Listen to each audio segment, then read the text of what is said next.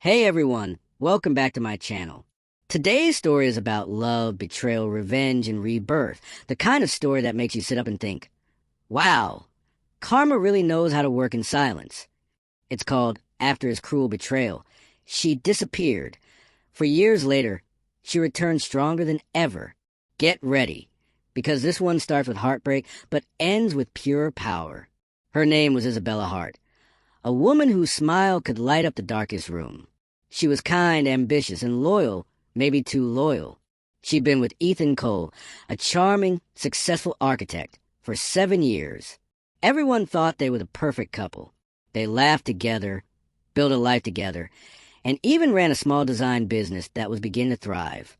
But behind the perfect photos and romantic gestures, Ethan was slowly building his own world, one where Isabella's place was fading.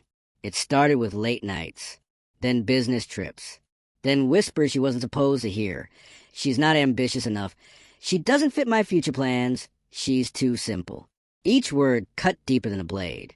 But the real betrayal came on a summer afternoon, when Isabella walked into their shared office earlier than expected. Inside, on her own desk, Ethan was passionately kissing their new intern, a young, ambitious girl barely in her 20s. The room fell silent when Isabella entered. Ethan's face froze, but instead of guilt, there was annoyance. "Izzy, you weren't supposed to be here," he said, as if she was a problem. The intern quickly ran out, but Isabella couldn't move. Her heart had shattered into 1,000 sharp pieces. She whispered, "How long?"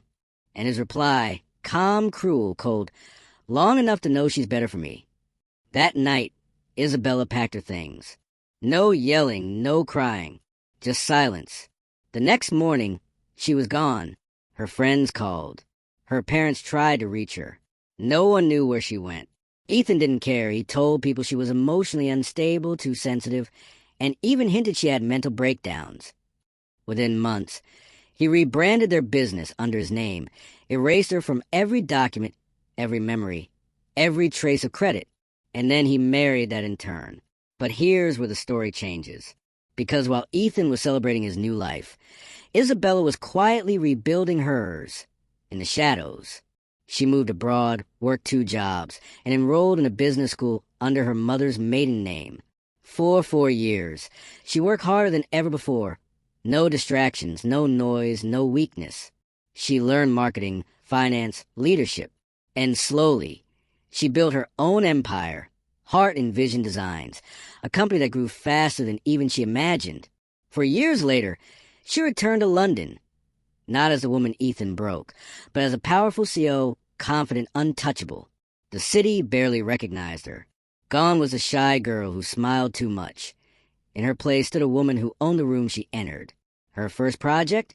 Acquiring smaller architecture firms for her new expansion. And guess whose company was on the verge of bankruptcy? Ethan's.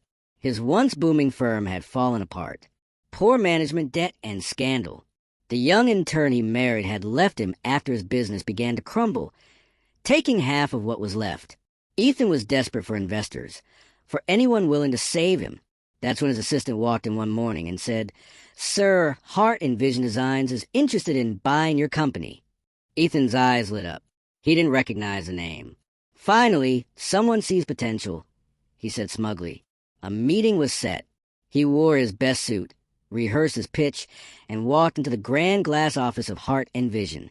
But when he stepped into the boardroom, his confidence vanished. Sitting at the head of the table was her, Isabella, calm, poised, wearing the same expression he once mocked her for, quiet strength. "Hello, Ethan," she said softly. "It's been a while." His face drained of color. "Izzy, I didn't know," she interrupted. "You never did." The meeting went on, cold and professional. Every document, every term of the acquisition was designed to remind him of what he'd lost and what she had become. At the end, she stood up, signed the papers, and said, "You once said I wasn't ambitious enough. Now I own your dream." When the deal finalized, Ethan was left with nothing. The company was absorbed into hers, his name removed from every project. The man who had once looked down on her now had to watch her name rise higher than his ever did. Rumor has it he tried reaching out to her later, a letter, an apology, She never responded. But she kept a letter, not out of sentiment, but as a reminder of how far she'd come. Now, Isabella travels the world, mentoring young women in business, teaching them not to let betrayal define them, but to let it refine them. She says her power didn't come from revenge, but from rediscovering who she was when the pain faded. And that's the thing about betrayal. It doesn't just break you. It introduces you to your strongest self. So if you're listening to this and someone's broken your trust, remember Isabella's story. Walk away quietly, rebuild in silence, and let success do the talking. Because one day, the same people who doubted you will whisper your name, not with pity, but with awe. That was after his cruel betrayal. She disappeared. For years later, she returned stronger than ever. If you love this story, hit that like button, subscribe, and remember, sometimes revenge isn't about hurting them back. It's about becoming someone they'll never reach again.